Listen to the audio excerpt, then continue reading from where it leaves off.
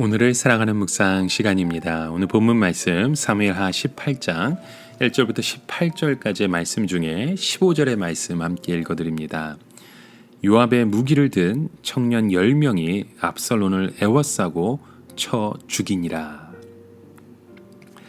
저희는 가끔 돕는 사람이 많이 있을 때 인복이 많다라는 말을 하곤 합니다. 그 이유는 어려운 상황 속에서도 많은 사람의 도움으로 문제가 잘 풀리기 때문이겠죠. 성경을 보면 그런 사람들이 많이 나옵니다. 특별히 다윗이라는 사람의 모습을 보면 그 모습을 우리가 잘 이해할 수 있죠.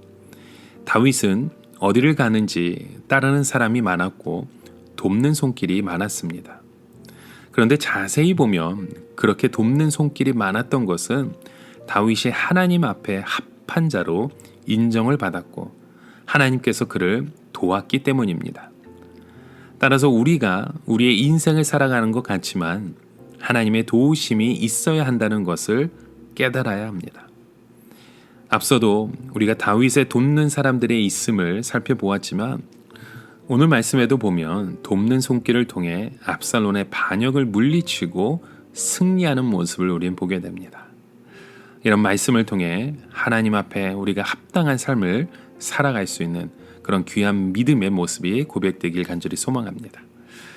앞서 저희는 다윗의 군대가 마하나임의 진을 치고 압살론은 요단을 건너 길르앗의 진을 친 이야기를 보았습니다.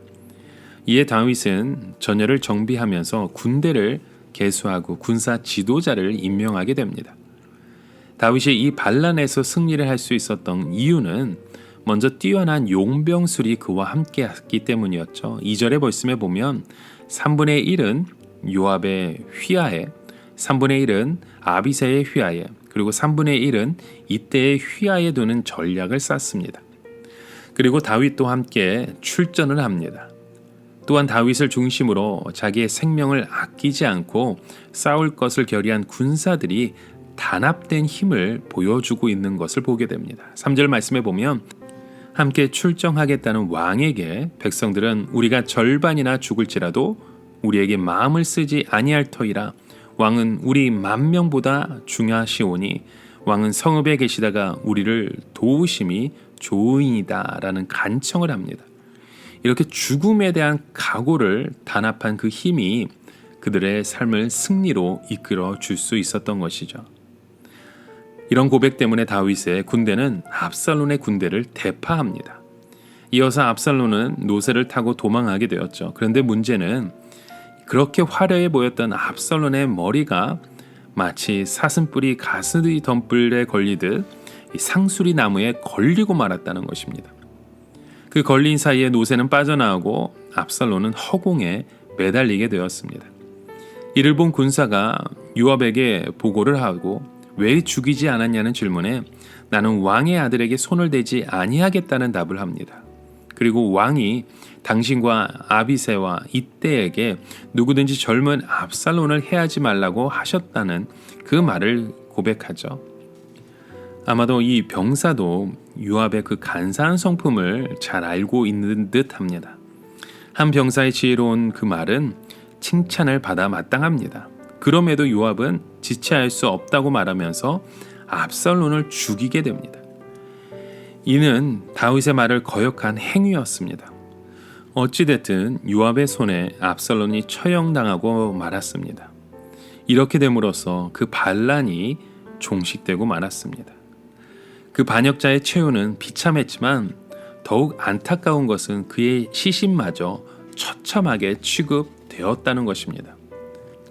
그 이유는 죽은 압살론의 시신을 숲을 가운데 큰 구덩이에 던지고 그 위에 매우 큰 돌 무더기를 쌓았기 때문입니다. 이는 큰 반역자나 불순종하는 자들에게 보여주는 수치를 나타내는 조치였습니다. 이어서 압살론의 기념비에 관한 이야기를 말씀합니다.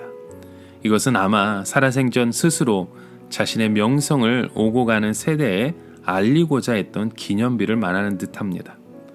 성경은 이것까지 기록함으로써 압살론의 그 오만함과 그의 비참한 죽임을 대비시키면서 이 사건을 접하는 사람들에게 교훈을 하고자 했던 것입니다.